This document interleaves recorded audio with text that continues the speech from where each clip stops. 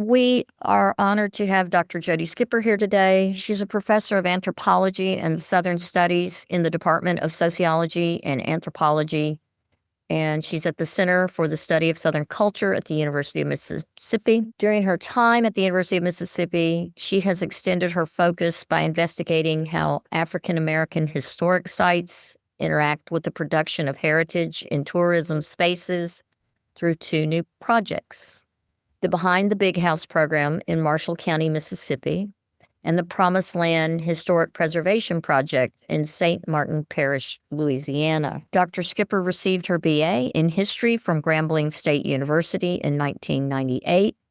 It is there she began to develop an interest in African diaspora archaeology, which she studied at Florida State University and the University of Texas at Austin. Through those institutions, she received an MA and then a PhD in anthropology with a focus on historical archaeology. We are incredibly fortunate to have her with us today, and I, for one, am excited to take part in this presentation and to continue to learn from her. Dr. Skipper, the floor is all yours. Thank you, Shannon. Thanks for that introduction. So I'll begin with a disclaimer that I'm not a historian. I'm an anthropologist, and I'm very interested in the anthropology of slavery. So a lot of what I do is think about the cultural practices of enslaved people, how they respond to their environments, and also their material culture. So I think that's probably going to resonate quite a bit in the talk. But of course, in order to understand any phenomenon, we have to start with historical background. I'm going to start there. And what I'll do for the purpose of this class is at times point out particular historians that have worked on specific things that I'm referencing. And I'm sure that Dr. Moore, as he did last time, will probably catch some of this and then can put some links in. There'll also be a few references to some books as well that I'll point out. Hopefully that could be helpful. And I think maybe one journal article. I like to have a variety because I know that people learn in very different ways, and some like small bites of information. So there's several web articles that are long form that people can take in that hopefully you find a bit more accessible. I'll begin with the historical context. So of course, we can begin when I teach about slavery in class, it's often a continuation of thinking about what becomes U.S. American history from indigenous people ending up in the Americas around 20,000 or so years ago. I'm not going to do that for the purposes of this class, which means that I've had to strategically find a starting point to help with this history context here. And really what I'm going to think about is the opening of what was then the Southwest or the old Southwest and what's now the U.S. And so thinking about that land that would become what we call the Deep South, sometimes people think about that as Louisiana, Mississippi, and Alabama. Sometimes that includes Tennessee. It just depends on who you ask. But that opening of that particular Old Southwest largely has to do with the removal of particular indigenous populations, not completely and holistically, but certainly very impactful ways to the Oklahoma territory. And that and several other things that I'll talk about in terms of historical context are largely responsible for why Mississippi actually becomes successful as a slave state. So here, when we think about the Mississippi territory, you have folks again who Americans knew, relatively new Americans, who are flooding into these lands along the Mississippi River and then also along the Natchez Trace. I'll go back to this slide so that you could see where that is for those who might be less familiar. But if we're looking approximately at Nashville, Tennessee to the north and then south to what's Natchez, it's a trail, a historic trail that Native American populations used over time, but that still exists. We could still tangibly experience that trail, but I just wanted to be able to point that out. And that going through the middle of Chickasaw lands, and then you get growing pressure on Chickasaw populations to cede their lands. Now, the Chickasaws and Choctaws in Mississippi have been fighting global wars in many ways, especially thinking about particular populations in Europe, like the British and the French, and having to take sides, opposing sides in many ways. There's a lot that's been going on and that's been impactful globally from the mid-18th century that's already had some impacts. And at least with the Chickasaws, what we see are some attempts to assimilate into some type of Americanness or what becomes white American society at that time as best as they could in order to stay in their homeland, although most of us know in the long run they aren't able to do that successfully. But of course, we have to start by knowing that there are folks who are already here. When this land opens up, again, what's the old Southwest now, not our contemporary Southwest, who are in conflict and have been in conflict for many years at this point. When we think about the impacts of Mississippi statehood, again, post-18, these new Mississippians are insisting that Native Americans have no right to possess lands that more civilized, meaning your American citizens, can own and farm. And they start to pass a series of laws statewide. We also start to see, for example, the passage of the Indian Removal Act federally, but there are also regional treaties that throughout this state that help to facilitate this process of removal. Again, I have to reinforce that particularly indigenous groups were initially told that some attempt at assimilation could probably help through this process, but in the end, that's not what ultimately happens. When we look at, for example, there's a long-form piece that you can find online by historian Max Scrivener, who's at the University of Southern Mississippi,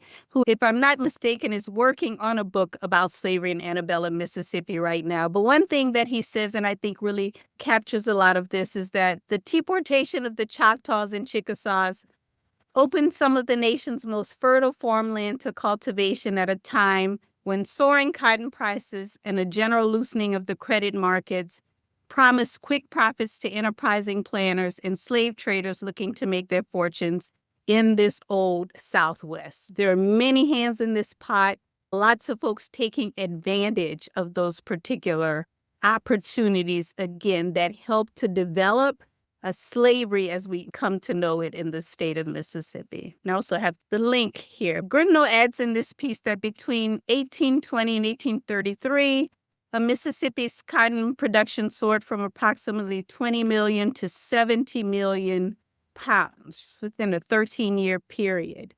And then also, as I have here, by 1839, you have the opening up the land, helping to make this state the nation's largest producer of cotton.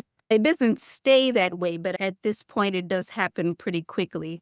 And then we want to think about what makes the dramatic growth in this cotton possible. I actually tested, there are a few folks online in the room, and I'll just ask those who might know the answer to put it in the chat, and we can see some of those things that might have helped make this dramatic growth in cotton production possible. There are several, but some main ones here. I'll give maybe a few seconds for folks to think through it. Anything coming up in the chat here? Let's see. Cotton gin. Okay, that's certainly one. Anything else? Let's see. Technological advances. So it's essentially a big part of why we have the cotton gin. So maybe we'll just go from maybe a bit wider to smaller here in that sense. But initially, of course, we're going to get this idea of the growth of king cotton and then the development of the cotton gin. And I'll talk about some other things as well. If we think a bit more about this moment in the 1830s, Mississippi's enslaved population, of course, also increases, but by nearly 200%, from just over 65,000 people to, we can think about nearly 200,000. Again, significant growth in a relatively small time. And I remember listening to one of Dr. Gribnow's talks several years ago, and he talked about this idea of this cotton plantation society developing so quickly that you could refer to them as prison labor camps. It's a really quick, cruel, brutal development, again, in a short period of time.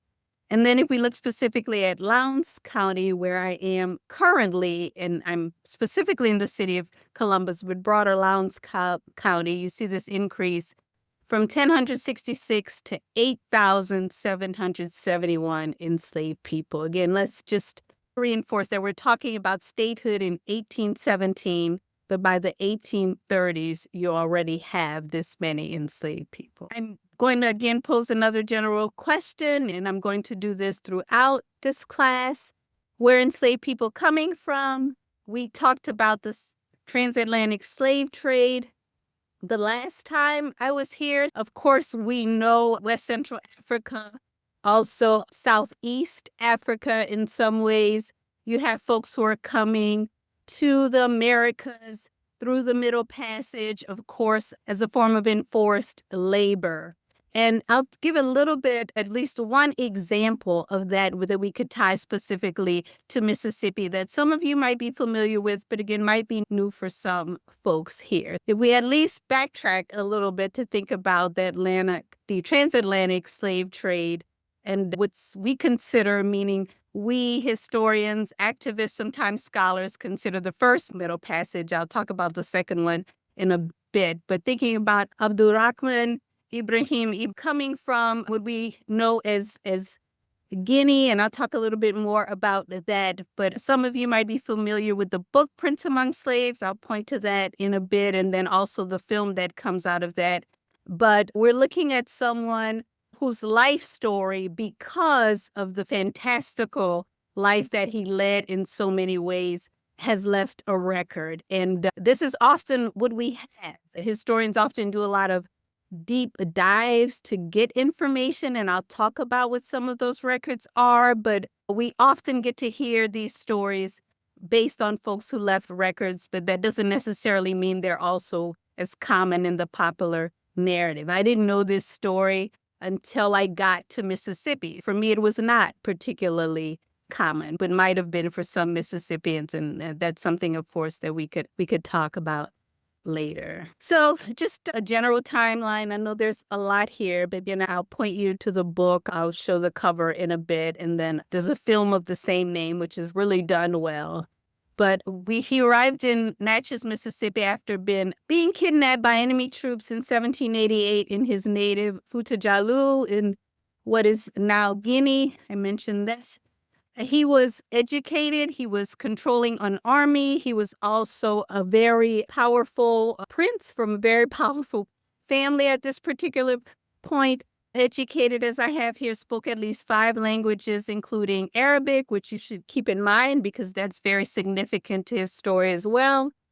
I mentioned head of an army, 2,000-person army. I should have been more specific. And again, all of this is prior to his capture at the age of 26. And he, again, as a result of being kidnapped by enemy troops, he ends up enslaved by a man named Thomas Foster in the Natchez district, where he helps Foster grow cotton. And in last class, when we talked about the transatlantic slave trade, I know that there was a lot of interest in enslaved people being chosen for specific reasons. And I'm not going to necessarily say that's the case here, but we do get someone who's enslaved who already knows about cotton production and growth because of where he's from on the African continent.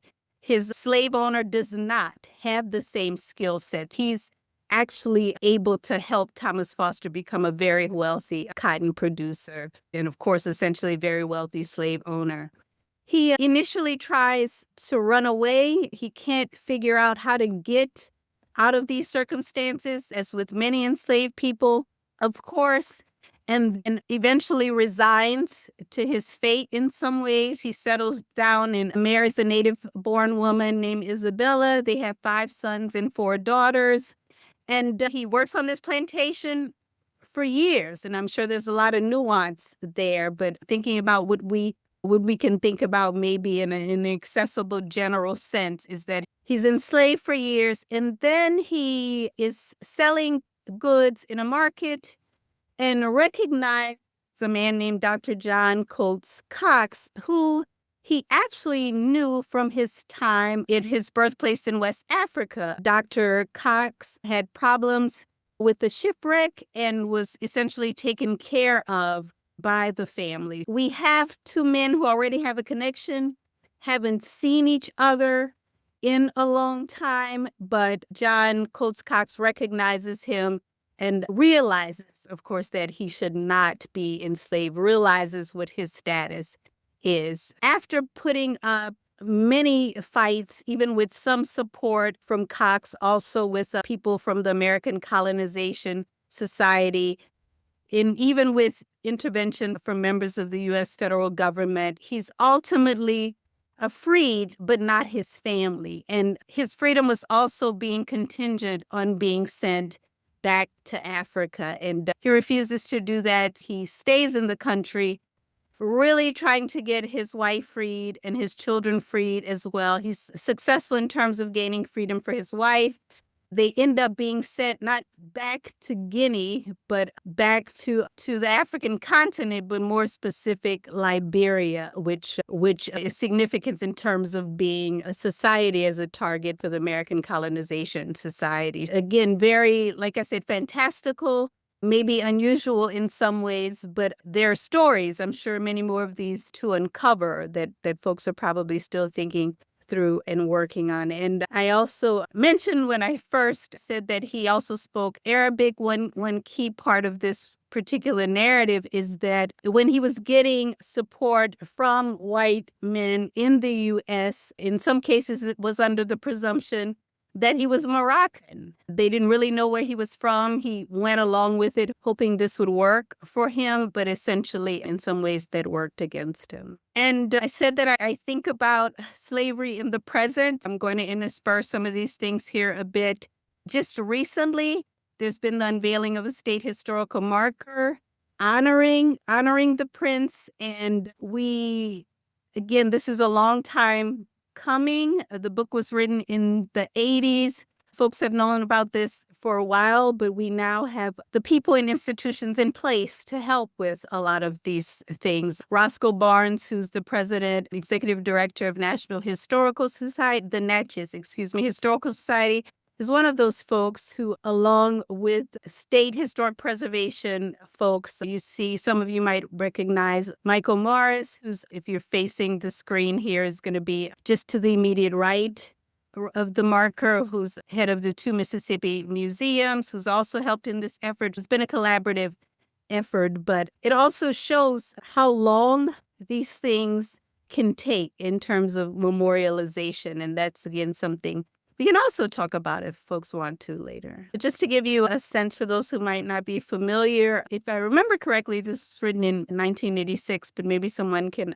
check that. But historian Terry Alford's book, Prince Among Slaves, again, was made into a film, and which might be accessible. I haven't checked in a while, but for those who might be interested, again, it's worth the watch. The transatlantic slave trade as this first middle passage is the one that really helps us to think about folks who are enslaved on the African continent, coming to various parts of the Americas, even going to some parts of Europe, as we saw in the last class, and the transatlantic slave trade associated with that. And really leads to these first generations of Europeans who end up as wealthy planters on the East Coast or in the seaboard states of the U.S. But after the banning of the international slave trade in the early 19th century, folks who are these new U.S. Americans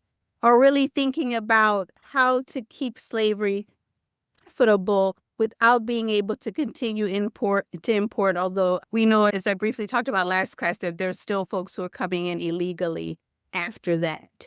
But this second middle passage really has to do with this movement from these eastern seaboard slates into what's this old Southwest territory that I mentioned earlier. And so we have this opening up of these lands. I mentioned kind of key year in terms of 1815, but this is a gradual process, a gradual that largely kicks off with the Louisiana Purchase, which significantly increases the size of what becomes the U.S. So you now have additional territories. And then, of course, that's eventually going to extend until it becomes the state of Texas and then others. But for now, opening up additional lands and then having these debates ultimately about which of these places become slave and free. But before that, what we get ultimately is this migration of enslavers, again, from these eastern seaboard states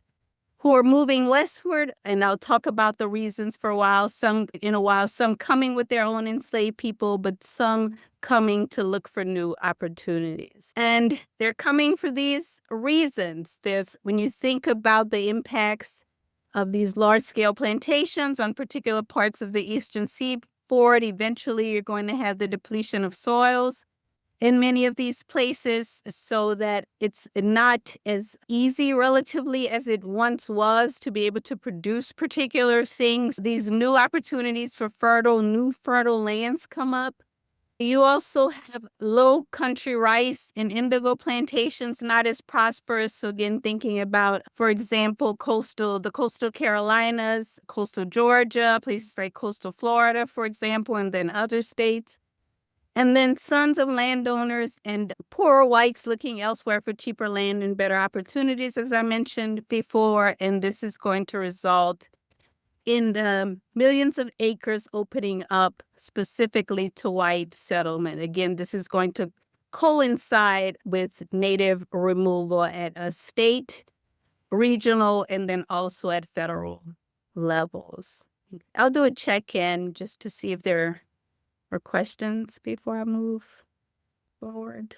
So we think about what causes the Deep South states to become integral to overall Southern economies. Again, this is when we get to this rise of what becomes King Cotton. And here you can see, when we think about colonial slavery, these particular states in the northeast along the seaboard onto what becomes Florida in the U.S., largely dominating the slave trade. And then you see this shift at around this time to what, again, becomes the Deep South, as far west as Texas, as I mentioned earlier.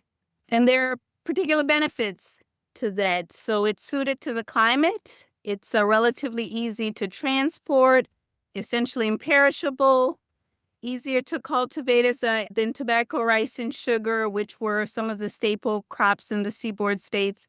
And then also not as unpleasant as low country rice growing. It takes a lot of ingenuity, and it's very intricate to irrigate a rice field. So they're essentially talking about the difficulties of that process and then the skills that it takes. Okay, so if we think about how and why cotton flourished, we already talked about, or I should say, folks already mentioned the cotton gin, as we know, patented by Eli Whitney in 1794, although it was funded by a plantation owner who's essentially his philanthropist, a woman named Catherine Green. And there are also often, when I learned about this initially, people would generally talk about how the goal here was not necessarily to increase the number of enslaved people, but to hopefully minimize the need for humans to do this kind of labor. And in many ways, it does the opposite, because it becomes so efficient in terms of moving these sticky seeds from the bowls in these particular cases.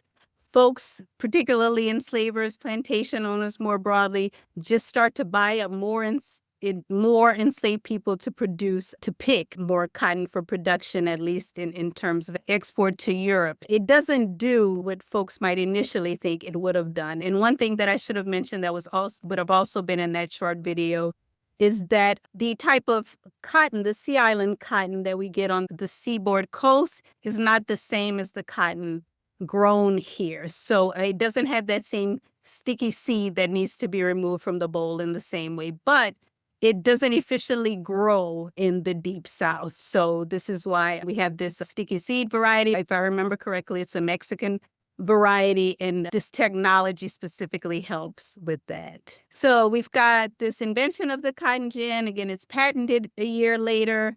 The growth of the textile industry in England helps with this, the advent of the steamboat in 1811, and then also, again, this introduction of the Mexican variety, which it is, of cotton in the U.S. in the 1820s. All of those things intersecting or what helped to make cotton candy.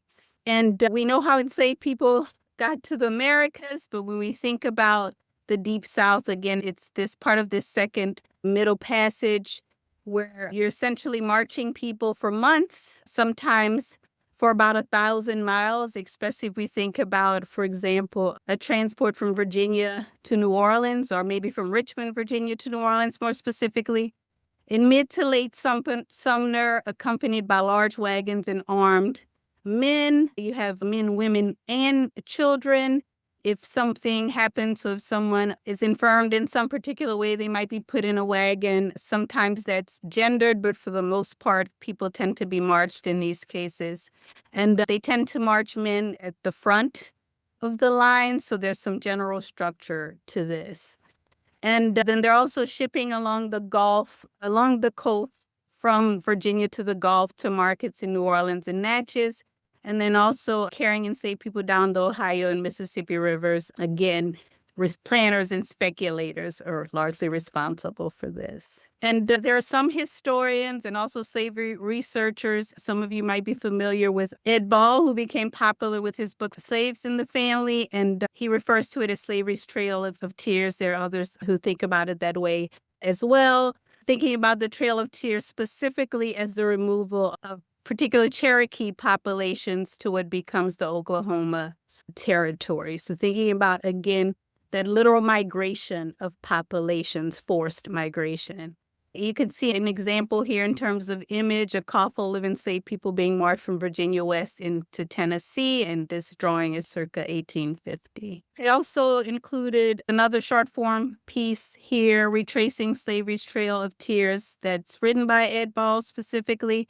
And in this piece, what he talks about is doing some archival research and finding a note dated April 16, 1834 from a man named James Franklin in Natchez, and the notes to the home office of his company in Virginia. And he's working with a partnership of slave dealers.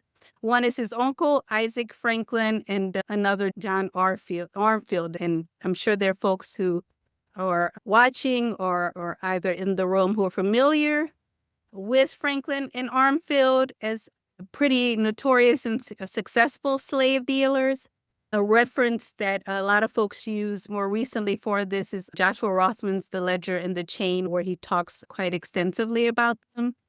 And so specifically, this is one way that we could see in terms of historical archival records, in some ways, what this phenomenon looks like. One thing that he mentions is that we have about $10,000, which is about $300,000 today to pay yet. And should you purchase a good lot for walking, I will bring them out by land this summer. So again, we can get some sense of what we're looking at in terms of cost and the type of wealth that someone would have to have in order to transport a coffle of enslaved people. And so we can look here and you'll see specifically some of these slave trading routes, specifically as part of, again, the second Middle Passage. In red, main routes by land and sea. You also see Armfield Coffle's route in blue, and then also a Waller, another slave dealer's coffle route. And then there are also the dotted lines you could see essentially from what's Knoxville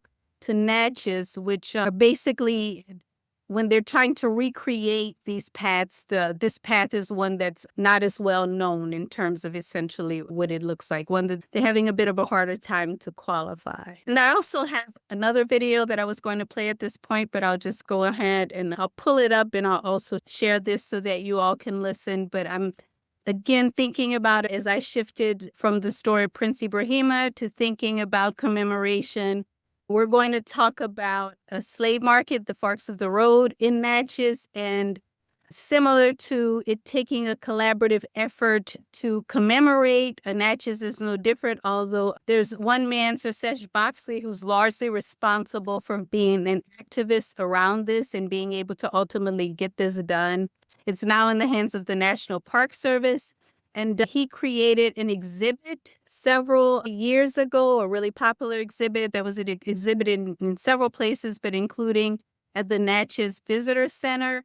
And he's giving an intro to that. And I was just going to show a small clip of that, but instead, again, I'll just put this in the chat. Another short form article from Jim Barnett thinking about forks of the road. Again, we have some descriptions of that historically or archivally that we could look to, but he describes it as the state's most active slave trading city, although there were also substantial slave markets in Aberdeen, Crystal Springs, Vicksburg, Woodville, and also Jackson in the state. Not the only markets, but some substantial markets is key here. It was at the intersection of Liberty Road, St. Catherine Street, and Devereaux Drive in Natchez. Then the intersection of Liberty, it is now, excuse me, but that was then the intersection of Liberty Road and Washington Road, about 1 mile east of downtown Natchez. And that Washington Road connected Natchez with the nearby town of Washington and with the Natchez Trace that I talked about earlier. And this becomes a vital interstate route extending northeast into northern Alabama and Tennessee. And this is what you tend to see consistently, that these routes are often determined by access. Sometimes that's water access, sometimes it's road access, sometimes later that becomes railroad access. And that's going to be specifically in the case of a city that I'm going to talk about in North Mississippi as I move along with the presentation. So I'll give you all a few seconds just to read through this description so you can get a sense from a firsthand witness of what this particular slave market looked like. And so hopefully you've had some time to go through that. That quote is in the long form article, so you can also go back and refer to that. But folks often describe it as more of a low-key slave market, relatively, where you wouldn't see what we might perceive of as these stereotypical auctions where you've got folks on an auction block changing hands at a fast pace, but very significant nonetheless, because what it becomes is the second largest slave market in the Deep South. So second to New Orleans, but then when we talk about the largest slave market in general, that would go to Charleston. Okay, so I'll shift a little bit in terms of from this historical context to get us to think more about what these enslaved communities would have looked like, so qualify them to some extent. Again, there's always a lot of nuance. So here in one entire state, I'm picking and choosing cases as examples. I certainly don't know all or most, but what I'm going to try to do is use my experience. I'm generally thinking about antebellum slavery and then helping to put some parts of Mississippi within that context. I'm going to refer to another historian, Anthony Kay, who wrote a book, Joining Places, Slave Neighborhoods in the Old South. And what Kay really wanted to do was think about how enslaved people formed and structured communities. How did you create families? How did you find your intimate partners? Where did you go for holidays, for example, if you were able to do that? With whom outside of your particular plantation did you spend time? So you really started to look at a lot of these things historically and looked at them in the form of neighborhoods. And one thing that he says that's here is that often this creation of life was done through two key things, that's family and religion. And those are the things that I would tend to talk about specifically if I was maybe teaching a class of undergraduate students. But for the sake of time here, I'm going to think more about family units, and then we're going to get to think about work roles, to some extent gender roles within that, and then also think about the architecture of slavery a little bit as part of this. But I do think it's key still for us to think about enslaved people responding to their circumstances in some general ways, but also in specific ways. Between 1830 and just before the beginning of the Civil War, you have, at least in terms statistically, maybe an approximate about 750,000 enslaved people coming from the Upper South, again, those seaboard states that I mentioned and a few others, to the Deep South in that period. And this traffic in human property continues even after enslaved people arrived in their new locales. And I'll give an example of that in a bit, at least a first person example or from first-hand experience.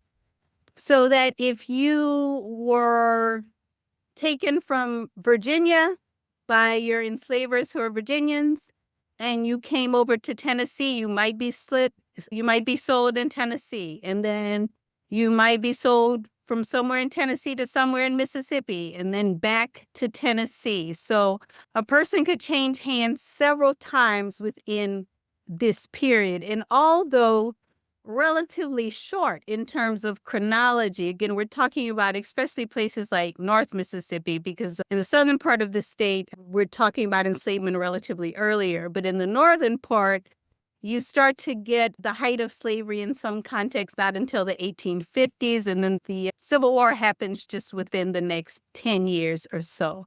But still, people becoming very wealthy very quickly. And what this often means is that if your stability in terms of personhood is always extremely vulnerable, then that means that the people you meet and the people with whom you engage are always going to be in a state of flux. That means that your children could be sold, as we know, your partners, friends, other people, you could be. And often it's really hard for historians to trace those experiences for people, and then I'll talk more about why. When we think about the family for enslaved people, that becomes an important anchor. It's also not a coincidence, because what slave owners in the domestic slave trade do is know that if they can no longer live people from Africa, that you've got to create your own domestic slave population. And one way to do that is to walk this fine line of creating some stability in terms of partnerships between enslaved men and women to reproduce children, while not respecting family units enough to keep them together consistently. This, of course, we see across what becomes the U.S. South. But for enslaved people, still owners could never fully have control of these relationships, and they're restricted, but still tend to make some decisions for themselves. The families, said before, as with relationships between people in these neighborhoods, are very unstable, largely because marriages aren't organized, of course, especially at this point in antebellum slavery that we talked about. But if we're looking at colonial slavery, sometimes that could look a little bit different, especially under French and Spanish control. But this is later.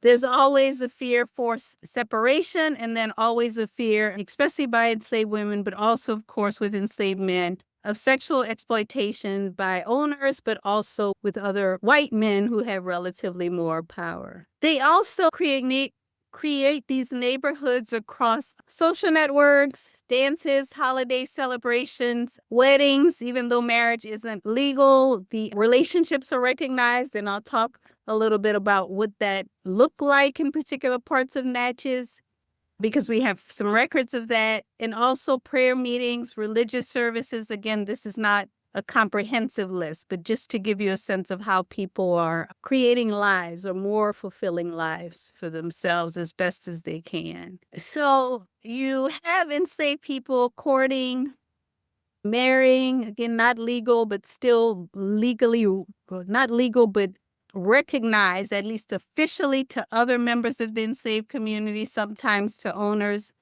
and then forming families across these plantation lines. And we're going to look at one case, Mary Ann. I'm going to say Helam, but it might be Helem. If someone knows how to pronounce it, then please correct me on that if they're familiar with the last name. But I'm going to say Helam for the purposes of this class.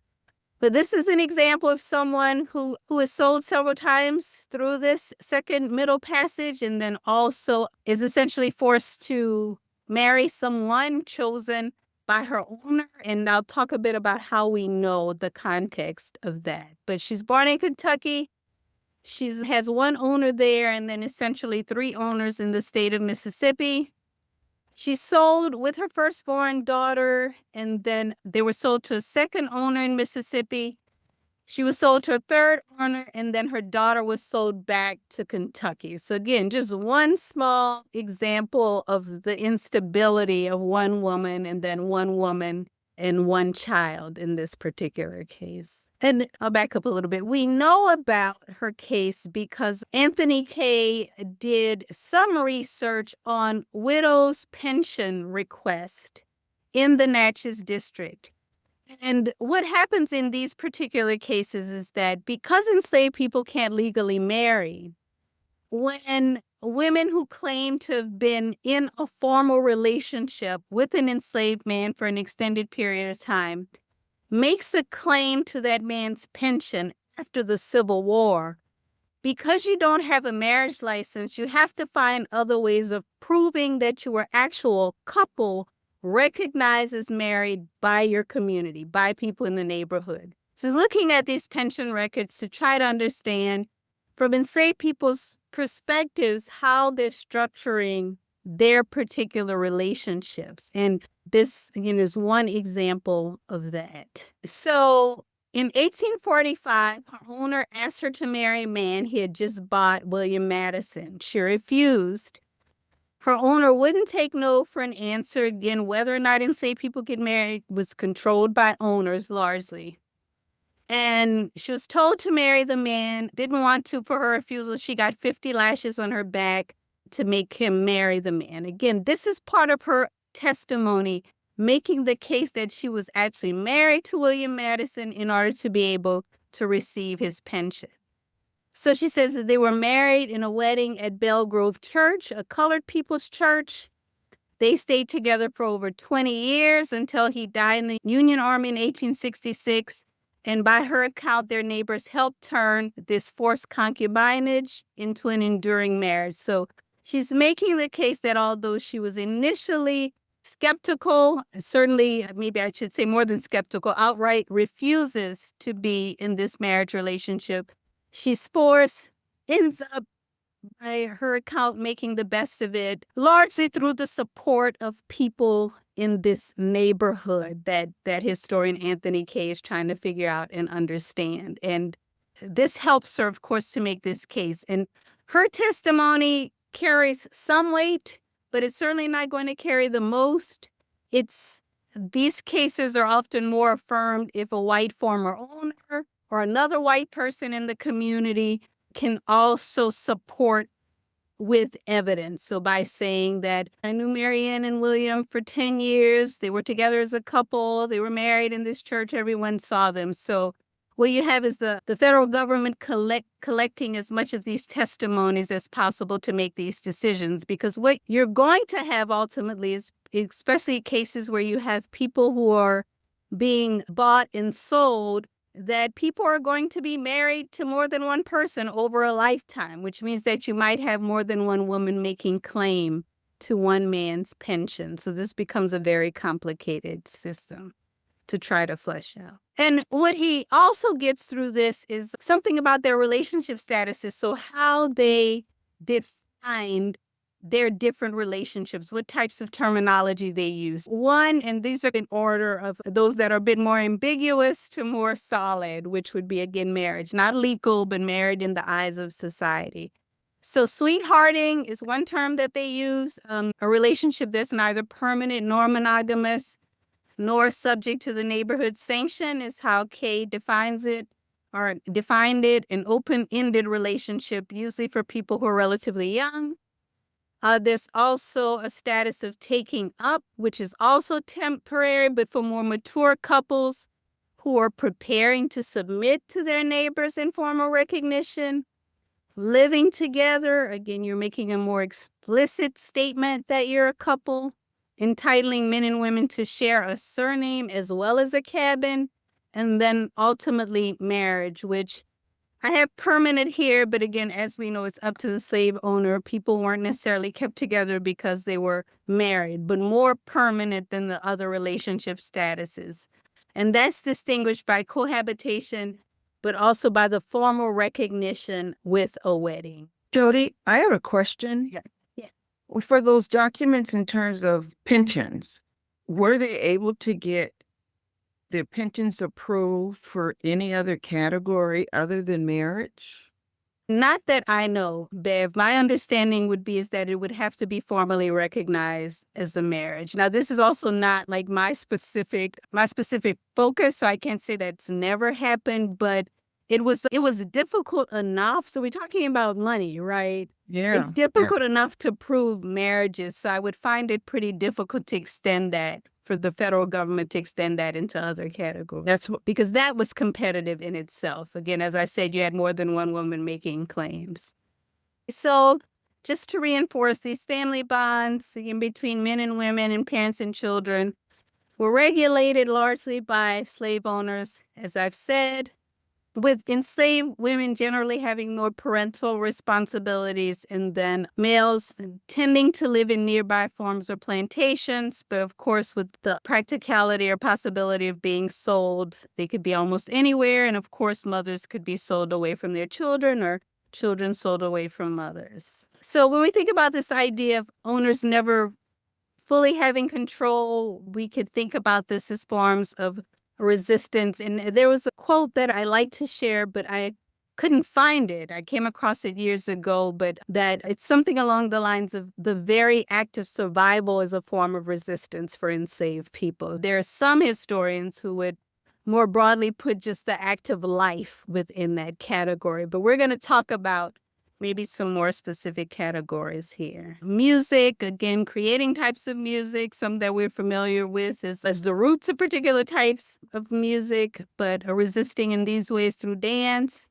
through forms of worship, through style of dress, through medical practice, through food, and then also through language. So all very key things here. And again, that during the Q&A, if folks want to talk more about any of these things, we can do that. But we think about more finite forms of resistance. So some of you might hear these terms overt and covert resistance. Covert forms of resistance are those that are within the institution of slavery. Overt means that you're making an attempt to get out of that institution. So these would be in that category, either committing suicide, murdering an owner, poisoning a master, burning crops, running away. Also infanticide, especially female children, mothers murdering their daughters as babies or young children because of the threat of sexual exploitation. And then also the most difficult and also least likely to happen is organized rebellion or fear of them. There haven't been many in the U.S. We know that the only successful one that we know of in the Americas that we could think of in terms of organized is that of Haiti or Saint-Domingue. But people in the U.S. certainly did make attempts. If anyone's been to Whitney Plantation, the 1811 rebellion on the Germany coast is another one. The German coast in Louisiana is another one that's well known that people often talk about. But I have organized rebellions in fear of them here for a reason, because sometimes they are explicitly organized by enslaved people. Other times they're product of white people's anxieties about enslaved people resisting. And the consequence of that is another case, which is the Second Creek plot. And this is in September 1861. Some of you might be more familiar with a relatively early slavery historian, Winthrop Jordan. If I remember correctly, he had a grad student who came across some documentation on this revolt, and then Jordan subsequently wrote a book. There have been some critiques of that, and I'll mention one to help with the context here. But if we just think about general plot, I have here slaveholders in the Natchez District mobilized for war. Slaves around Second Creek in Adams County supposedly plotted insurrection. Again, I say supposedly because there are other historians, and I'll present one in a bit, who focus more on the white anxieties rather than whether there was a real rebellion. They largely forced enslaved people to, as part of their testimonies, through torture, to say that they participated in this rebellion. And as a result, there were several people at first, 10, then 17 more, and then by mid-1862, another 13. Again, these are the types of things, again, we know less about in the state of Mississippi, although there's a more recent book by political consultant Jerry Nash that I haven't read yet, but Reconstruction in Mississippi, that at least I hear more overtly deals with some of this. And so I mentioned Jordan and this earlier work on this. Again, this is also another thing that I had not heard or knew of until I came to the University of Mississippi, or the state of Mississippi.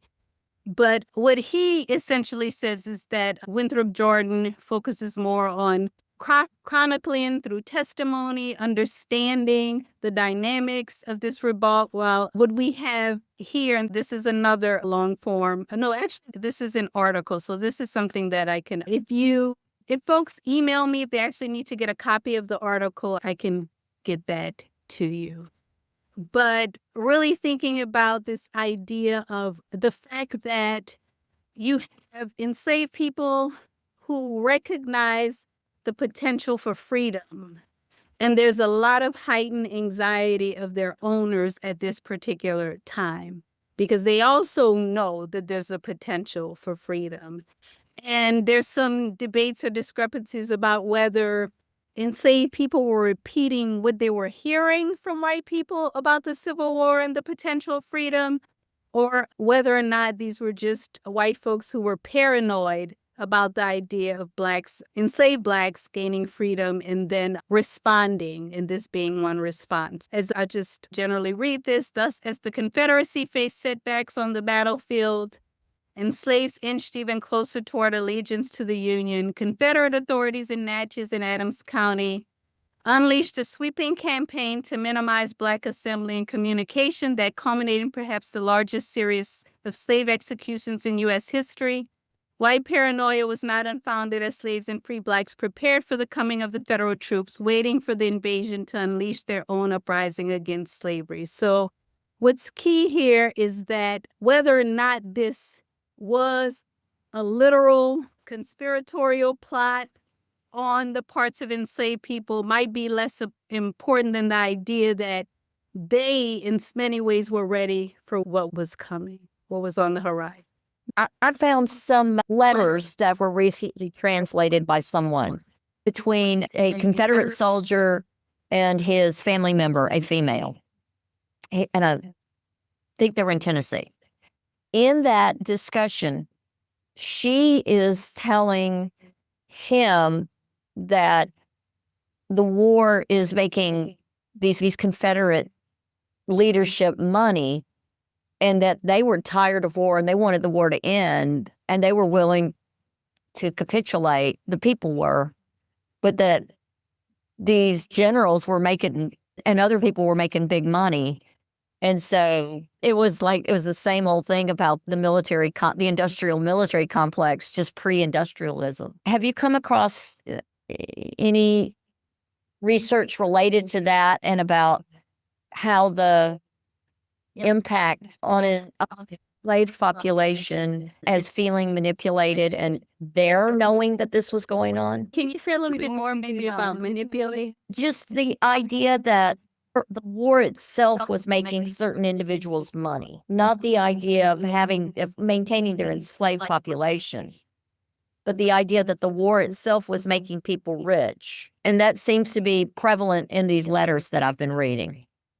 So if I just understand correctly, the war making particular white planters rich, but not the majority of white men.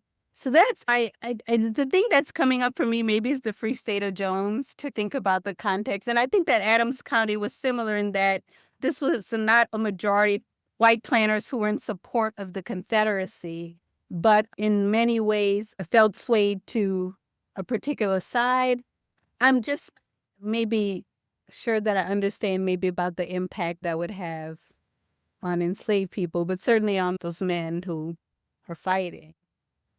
But I couldn't even imagine how slow this information would come through in some places and then how fast-paced it might be in others. I don't know. Thank you. Okay, sure. Okay, yes. I just got a quick question. Tricky question, because at the time of the war, I was trying to see how did they go about recruiting the soldiers from the north to the south when both is supposed to be part of the United States. But the states separated, in fact, then to the right. Some people say we'll join the army to fight for freedom out here, to fight. We want to join the army to fight against freedom. How did it? How did it? And the people and you start retreating, saying we're gonna fight, go out. Yeah, there's a question here in the room about how people might have been recruited as soldiers, right? Initially, especially in the South, there are quite a number of men who volunteer explicitly. And they volunteer because early on, they don't really think that the Civil War is going to last that long. There's no sense of a long game of what this is going to look like. As the war goes on, essentially, they have to draft people.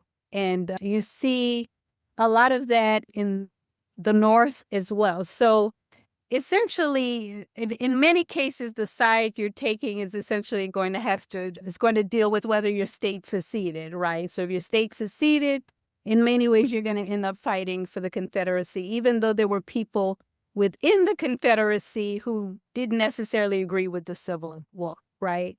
In the North, of course, now you have to make the case to these Northern men that they're fighting for a cause that they really feel like they don't have anything to do with. We don't even live there. So there are drafts in this particular case, and even draft riots as a result of that because people don't want to be drafted. And you have situations where folks who are literally coming fresh off the boat from Europe who are immediately drafted into the U.S. Army because they just really need anybody that they can get to fight. So it looks different, but as the war goes on, you've really got to push people into it and then also minimize the number of people who are deserting because those numbers increase. So I talked about this white paranoia and fear. So there are other things, as with most other things that I've talked about here, that lead to that response. One is John Brown's abolitionist raid on Harper's Ferry, the election of Abraham Lincoln, the secession of 11 Southern states, the formation of the Confederacy itself, the outbreak of the war at Fort Sumter, and then the first major battle at Bull Run, which has more of a direct impact on what happens at Second Creek and anxieties around that. So there's this increasing fear that I talked about of the enslaved population and possible rebellion. And what Barron says in the piece is that on or near September 16, 1861, some slaves who lived in the Second Creek neighborhood were overheard talking about Lincoln freedom and their intention to join the Yankee Army. Again, that's not necessarily the intention to rebel, but that in itself is a considerable threat. So he's really trying to make the case about resistance, not necessarily of the form of taking arms and then murdering people, but resistance in this sense, which I think he makes a good case for. So if you want to know more about that, then certainly read that article. So again, forms of resistance within the institution of slavery. There's a long list, but these are just a few examples. Slowing work, pretending to be ill. Enslaved people broke tools. Sometimes they sabotaged production. They also stole quite a bit, especially food. They, contrary to what might be some popular belief, there were particular things provided to them, but there was rarely enough food provided. So in some cases, you're talking about people who would need to sustain picking cotton with a caloric intake per day of 7,500 calories. There's no way they're getting that. So that means that people are doing a lot of things to supplement their own food, and they're largely responsible for their own food in most of these cases. But I really like to quote Frederick Douglass here when he says that when you say that enslaved people steal, you're essentially saying that they're taking the master's meat out of one tub and putting it in another. So how can someone who's owned steal something else that's owned is essentially the case that he's making here. And when we think about how and where they live, their contemporary environments, some people, of course, out in the fields, others in a main house, which, depending on your circumstances, could be places of work, but also struggle.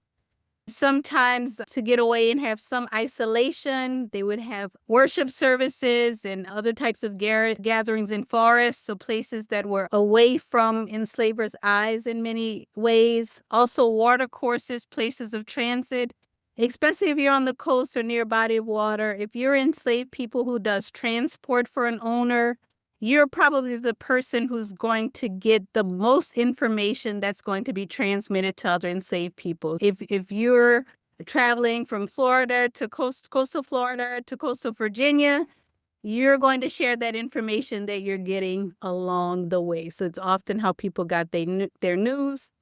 And then also slave quarters, which is the thing that I spend the most time studying in the architecture of slavery, which of course were often places of rest and work. Those things weren't necessarily separated from each other. And those could look a variety of ways. If we generalize it, we might think about the family unit, one-room log cabins. These are probably the things that we're most familiar with. Rustic, rural slavery cabins, averaging 20 feet to 40 feet. Again, this is not necessarily consistent, just an average, where you might have 5 to 6 persons living there. That seems to be a pretty good estimate. Women doing bulk of cleaning, cooking, and reproductive labor work in those contexts, but I'll talk more about labor and gender roles in a bit. How the cabins were formed varied. It was based on the topography. For example, if you were in a hill country or at the foot of the mountains somewhere, then you might not necessarily be able to structure cabins in a particular standard formation. You'd have to be more creative. All of these things matter. Sometimes they had fences at the back or sides of the cabins where they had chickens or other things that, again, they, as part of being responsible for their own subsistence.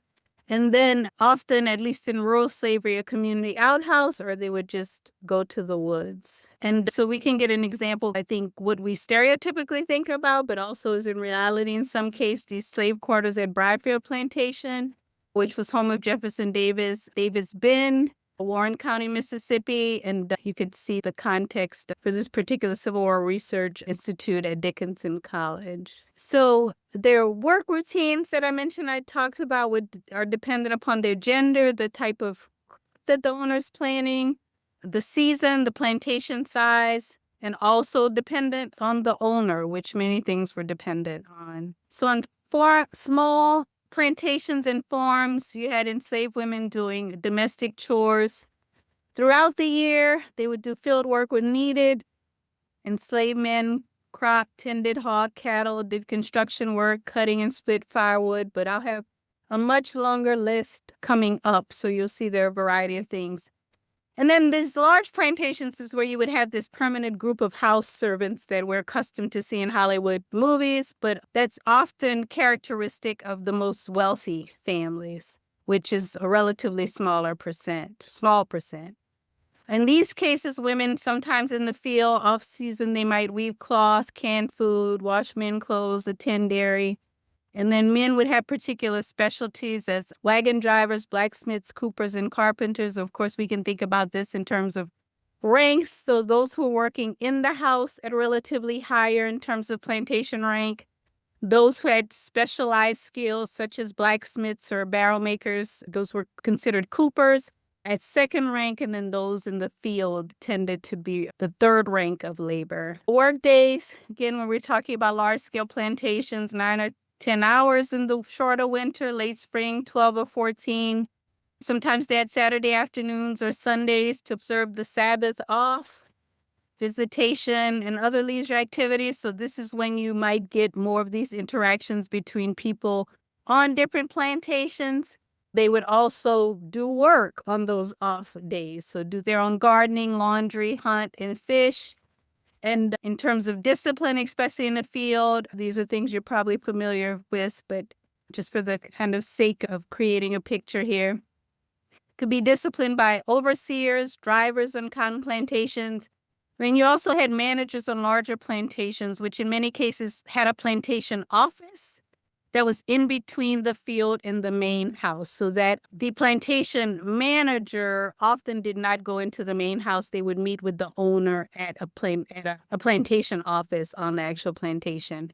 Then, of course, task versus gang labor systems, where on a task system, that means you're assigned a particular task. When that's done, you're done for the day. And then gang labor, where you're working as a group, that's the central sun up to sundown form of labor that we think of. But that means that you literally start at a certain time and end at a certain time. And then there's also urban slavery, which we tend to think less about. Most of my work has been on urban slavery, but in smaller cities, the one that I'm in currently, Columbus.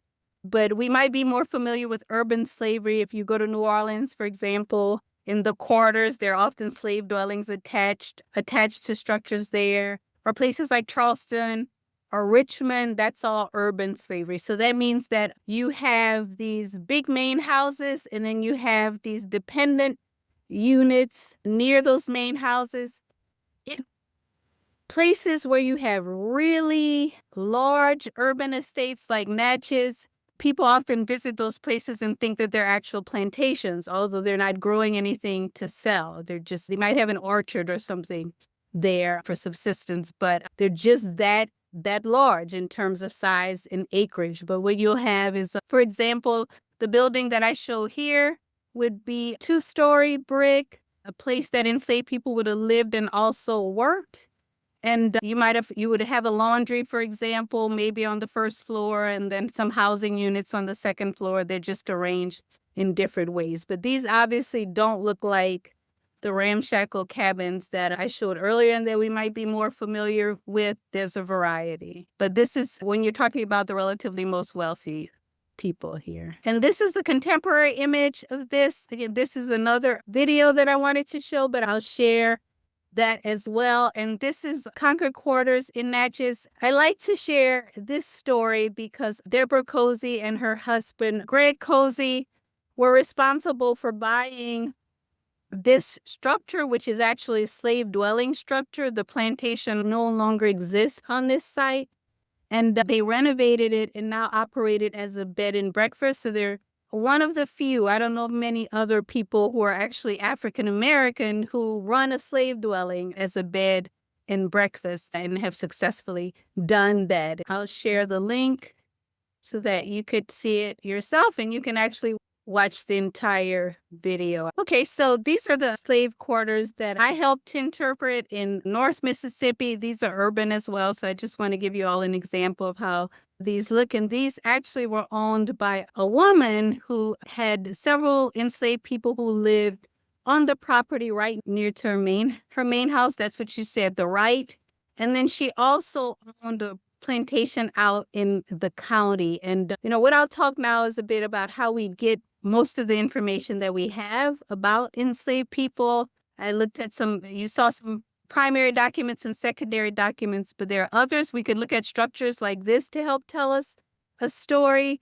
In this particular case, we were lucky because a descendant of the people enslaved by this woman, whose name was Mary Burton, located us and helped us to fill in the gaps. So now we know 67 of the 87 names of people who were enslaved by this one particular woman who became pretty wealthy within a 10-year period. And books like this help us to tell this story, more often written by Black women historians like The Bully Glimpse Out of the House of Bondage. And Stephanie Jones Rogers, White Women, they were her property, white women as slave owners in the American South. A lot of the work that they're doing is really trying to rethink this idea that somehow white plantation mistresses were more lenient on enslaved people, especially enslaved Black women. And she found that to not necessarily be the case and shows examples of that. And sources like Deborah Davis, the woman who helped us to fill in the gap with her enslaved answers, are really essential in cases like this. And fortunately, the year after we met, she started bringing family back for a family reunion and now helps us to interpret at a slave dwelling program that we have that I'll share in a bit. And that's called Behind the Big House, where we interpret the lives of enslaved people. We do it through a variety of ways that I'll mention, but I do want to make sure that I don't forget that we have an upcoming interpretation program April 16th through 18th next year. And there's a QR code so that you should be able to catch our Facebook page from that and get more information about that upcoming program. So when you think about, or we think about what the program shares, again, we really try to think about what daily life would have looked like for enslaved people. And among the list of things, we talk about most of these, but we actually demonstrate food preparation through Afro-culinary historians, sewing and quilting, and then also the experiences of an enslaved laundress. So we have local as well as nationally renowned interpreters who help us to do that. But especially at an urban site, they really help to give people a sense of what labor might have looked like and how many roles just a relatively few number of people, like in this case, 2 Black women, would have been largely responsible for doing most of this work, along with several children, or what we would consider children under the age of 16. And then with men, we demonstrate brick making on site. But again, this is among a number of things that we actually talk about in terms of gender roles that men held. And we know something about, at least, about the number of enslaved people who lived on these properties because we have slave census schedules. We know that the federal government takes a census every 10 years. But in the years 1850 and 1860, they documented the number of people who were owned. So the census enumerator would basically go from plantation to plantation, or estate to estate, or small farm to small farm, and ask these questions. Unfortunately, this doesn't often give us names. For the most part, we get gender and age and race. So whether they're Black or mulatto, which means that they're perceived to be mixed race in these cases. And this is what these documents look like. So here you'll have the names of the owners and then the information that you have transcribed here. We also look at historic photos. This is a historic photo of one of the houses that we interpret for the Behind the Big House program on the left. And then also a photo that one of the descendants of the initial owners took in 1924 of an enslaved person who returned to that property. So we at least have the name of someone who was likely a child enslaved on that. And then very important, but something that could be very controversial, the last thing that I'll talk about are the WPA slave narratives. I say controversial because they can be very controversial with historians, and I'll talk about why. So they're basically these interviews that were conducted as part of the Federal Writers Project, as part of a broader New Deal effort to employ folks. A lot of them are creatives, or what we consider creatives, or artists who are out of jobs. And so they were creating these comprehensive guides of U.S. cities, but then it also broadened into these projects to chronicle folk elements in American life, like music, for example. But also a part of that became essentially interviewing people who were enslaved as children. And it's significant because we have at least about 3,500 relatively brief oral histories based on that collection, which represents about 2% of all ex-slaves surviving in the late 1930s. And for those who know much about slave narratives, we know that many of them were written by people who were actually literate or had the support of a white transcriber to help them out with the goal of telling their story for a particular purpose. But we haven't heard much from a majority in any sense. And this is probably the best record that we have. And some experts believe that these interviews represent the most valuable first-person record ever collected. It was rarely used by scholars at the time, and it was published for the first time in 1972. Here's an example of a slave narrative of Joanna Thompson Isom, who was a former enslaved woman in Lafayette County, who shares quite a bit about her life. She also shares songs, so we get other forms of cultural expression through that. And this is one that I think you can Google her name in Lafayette County and you can get a transcription of that because it's hard to read the original copy. In these particular cases, some of them, maybe many of them, were actually interviewed by local white folks who, some of them were the descendants of people who enslaved them. So this is a very tricky situation for a lot of them, which leads historians to think that this could lead to some biases, but we know that it's more complicated than that. And I'll talk about some of those problems and limitations. So the average interviewee was 85. Nearly 1 in every 10 claimed to be 100. Again, these are people who would have been children during slavery, so that's what their memories are rooted in. Few of the interviewers were adequately trained. They also had stock questions that they asked, which often didn't dig deep into people's lives or follow up about what they said.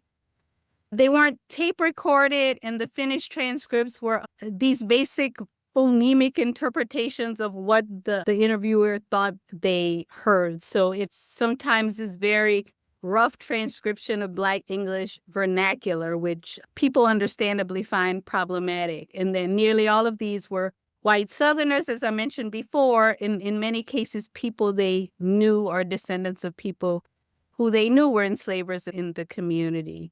And in some cases, we get photographs. We're lucky. Here's one of them, Charlie Bell, an ex-slave in Lauderdale County. I should mention that when people were interviewed, they were often interviewed in the places where they currently live, not necessarily the places where they were enslaved. Sometimes they moved. So if you're doing this type of research, that means you would have to have some sense of where enslaved people were coming from prior to when they were interviewed. At times, WPA workers patronized or insulted ex-slave interviewees. Again, I talked about the crude plantation-style speech, referring to them as old darkies, auntie and uncle. Too often, these interviewers accepted the Old South mythology as truth, assuming that all slaves were contented, all masters kind, and all plantations idyllic. And some enslaved people presumed that and responded accordingly, mean they sometimes believed as a form of socialization, or pretended because they did not want to get in trouble or anger for these white interviewers. Some other problems, the interviewers were impacted by Jim Crow laws, interviewees it should be, and so customs designed to ensure white supremacy. So again, we're talking about the 1930s here. And sometimes they seemed uncomfortable, cautious, eager to please their interviewers by making sure that they're giving the right answers. So by wearing this mask of racial submission. But we do have exceptions to this. And here's an image of Rose Holman, age 84, ex-slave in Webster County. On the other hand, some spoke bluntly about harsh conditions and cruel treatment, and which means that they often offended their interviewers as a result of that. They also apparently offended the state of Mississippi, which refused to send bad slave memories to the federal government, which means that if enslaved people said things that didn't align with white supremacy, so meaning if they said negative things about owners or white people or their circumstances, some of these were hidden and weren't actually and didn't actually resurface until the 1970s in the state. And in these cases, Mississippi's former enslaved people spoke so bluntly, and this is another long form piece that I have here by Neil McMillan, about cruel treatment that Federal Writers Project officials, apparently offended by such candor, chose to violate guidelines and not forward their narratives to the Library of Congress in Washington, as I mentioned. So we didn't get a fuller picture until more recently. And here are some examples from the ones in Marshall County where I worked. Henry Walton was interviewed, and his first statement recalled his former mistress whipping his mother to death with a cowhide. Again, they're telling this to white interviewers who really want to believe that enslaved people had benevolent masters, a lot of them their ancestors, the interviewers' ancestors, and also that they were treated well and kindly during slavery. Lizzie Fant Brown recalled her master whipping her and blistering her because she lied about leaving the hen house door open. Callie Johnson had scars on her body from the overseer's beating. Alice Shaw's job was to fan flies off the table while the white folks ate. This was a very consistent role given to children in large plantation homes. And to tote the dishes to the kitchen. Her mistress cracked her on the head if she dropped one. And then Lizzie McGee said, I remember some things about old slave days, but I don't want to say nothing that will get me in bondage again. I'm too old now to be a slave. I couldn't stand it. So this is a woman, a former enslaved woman being interviewed in 1936 who sees the potential threat of being enslaved again and as a result doesn't want to say anything that might offend the interviewer. And then Belle Garland Myers Carruthers, also in Marshall County in North Mississippi. She was very explicit about the way that she wanted this interview handled, which doesn't align with enslaved people being reserved in these processes. She stressed that she wanted her full name included in the narrative, which means that she wanted anyone reading it to know who she was. And she boldly shared that her master struck her with his muddy boot after he caught her studying a blue-backed speller. So basically, she was hit for attempting to read. And when asked what she felt about the institution of slavery itself, she replied, "Give me liberty or give me death." Very overt in her resistance here, which is why I'll stop with her because that's what I'd like to leave us with. So thank you. Thank you very much, Dr. Skipper. That was amazing. Does anyone have any questions for Dr. Skipper, the lecturer on slavery in Mississippi? If you would, you can go ahead and unmute yourself or raise your hand if you're using the Zoom options, and we can recognize you and you can ask your question. Any questions, comments, critiques? Barbara Wortham wrote in the chat that it was a wonderful presentation. Thank you, Dr. Skipper. Thanks, Miss Barbara. Wrote, wow, I believe about the last slide. Yeah. Thank you all for the comments. They're really affirming. Anybody have any questions? Oh, and Dr. Ajibola wrote, thank you, Dr. Skipper, for doing justice to this topic. Thank you, Dr. And thank you for the first 2 weeks. Once again, everybody, you should be able to unmute yourself if you'd like to unmute yourself and just ask your question over the Zoom. Oh, here's a question from Lynn Shelby. Did we answer this one? Are the WPA slave narratives still being used for history courses? Yeah. Hi, Lynn. I think that there are academics who do use them, and then even in their personal research as well. I do use them in courses, but I think that for so long there was just a stigma against them for some of the reasons that I've used. But I think that people have taken second and third looks to look into the nuance in some of these cases. But thank you for the question. Yes, it is very tough to interpret, very much. A lot of them are really hard to read. Really hard. Any others? If I didn't respond to your comment, I apologize. I was trying to catch most of them. I have one. I'm curious about what you were saying in terms of the once enslaved being very careful prior to the Civil War, or speaking of, or gathering and speaking of freedom.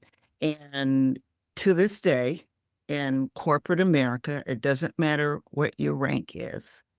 If 3 of us, Black people, get together, there's a saying. And it could be an African-American CEO.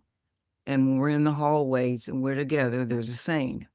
And we say, we better break up, because if they see us together, they'll believe that we're plotting. As an scientist, do you think that those kinds of beliefs or sayings find their way into generations 100-year apart from the Civil War, or that kind of mentality? Thanks for that, Bev. Absolutely. I think that the perceived threat of revolt, whether it's 2 or 3, is real. Although I wouldn't necessarily, it's rooted in slavery, but the reality is that even when I had family members who, in my parents' generation, who would not drive a nice car to work because they thought they might be fired. We're talking about practices into Jim Crow and the Civil Rights Movement that really have long legs. So I think that that's one thing that's, I think, really hard to get through to students or to other folks who might say, why are we still talking about this? We're still talking about it because the structure continued to be reinforced 100 years even after slavery ended, which means that a lot of the practices on which it was founded, again, one that you mentioned, it is significant, which means that for, I think, employers at times, there's a need or desire to understand what Black people are doing or thinking as a potential threat. But it's an idiom, 150 years. I'm only 70, so I shouldn't know. I shouldn't know that idiom. I shouldn't have that in my mental capacity, but it's just something that has, and always, and still presents itself. What is the status on the issue of reparations for families of enslaved people? Yeah, I don't know. There was a formal commission formed at one time. I think there might have been one city that successfully made an overt or concrete attempt, and I think that might be Evansville, Illinois, to actually repair. Maybe there's also a place in California for some reason that's popping up in my head. But at a federal level, not much movement, certainly not now at a federal level. There are many debates about what repair means or looks like. And this is, in many ways, I think we know on the ground that the harm is irreparable, especially when it continues to happen. And I think these are maybe where the conversations would have to go to flesh some of this out, but they don't really go there. But there's still the perception by many, especially people racialized as white in the U.S., that somehow it means an economic benefits to Black people that they won't be getting, and then that becomes a problem or issue. If there's been recent movement, I don't know about it. But thanks for the question. There were some universities that were studying slavery, and they tried to implement some policies where tuition money would be funneled descendants of enslaved people who were sold, like Georgetown, but that particular, it was not approved by the Board of Regents.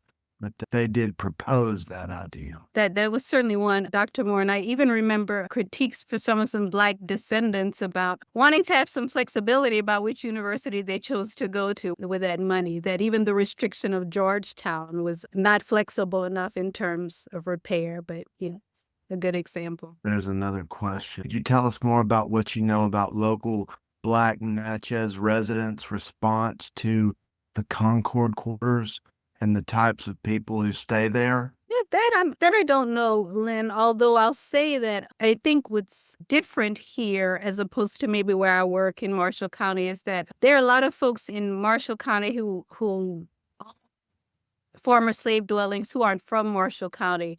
In this particular case, Deborah Cozy is from Natchez. So she has family and friends there. She's worked in the tourism industry for a long time. I can't generalize because I haven't heard personally maybe what some of the critiques on the ground might be, but I think that she's pretty consistent. And I think that people who know her, and I think there are many people in Natchez who probably do, it's not a particularly large place, just accept it for what it is. She's really doing her thing her way. My guess is that she's probably not very concerned about critiques either. Another question is, I was wondering if people whose ancestors migrated were able to find their relatives who stayed in the South. And maybe, I'm not sure who asked the question, but I guess maybe a follow-up would be migrated when. So if you can clarify, that'll be helpful.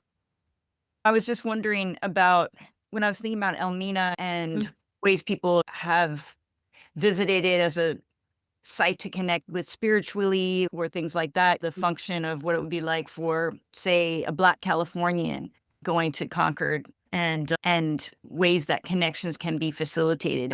That's getting into the weeds about it, but I do love that you think about just the pragmatic business owner who's making something happen in her own city, and the kinds of critiques and or discussions that are cogent to her. But I was just imagining it's just such a difference than thinking about white people who decide to have a wedding at an old plantation site. The possibilities that open, but also the tensions that play out seem really complicated. Yeah, and I think it's also clear, even when you visit Concord Quarters, that her focus is really the enslaved people. When she speaks, it is. There's also a small exhibit in the house with the archival information that she's done some on her own, but also gotten some help. There was an archaeology excavation more recently by a professor from Mississippi State, but also she had help by Jessica Crawford and Nikki Madsen with the Archaeological Conservancy to create exhibits there. So I think that people who visit might interpret the space differently based on those things. I don't know much about connections to descendants and any potential research around that. I think if that hasn't been done, it's probably because the gap it's a colonial period site. It's not like me working at a site from 1860 and possibly being able to make a connection from the 1870 census. It's just relatively farther back. which might be a barrier, but I'm not really sure, Lynn. If there are no more questions in the future, you can certainly reach out to us. It's Dr. Skipper. You can reach out personally. But this was wonderful today. I learned a lot of things, some things I plan on using in some of my lectures in the future as well. I put links to all the scholarship in the chat. We'll have not only the recording of this posted, but we'll also get a chat that out to all of you for that. You should not long before this event today, where I sent you, where we had the first 3 lectures. I'll also be sending out another reminder for next week. Next week, Dr. Tara White, formerly of University of North Carolina, Chapel Hill. Thank you very much, Dr. Skipper, today. This was amazing. And thank you, everybody, for coming out today. Thank you for supporting the Mellon Foundation and the Mellon Forum. We really appreciate it. Thank you all. Thank you, Dr. Skipper.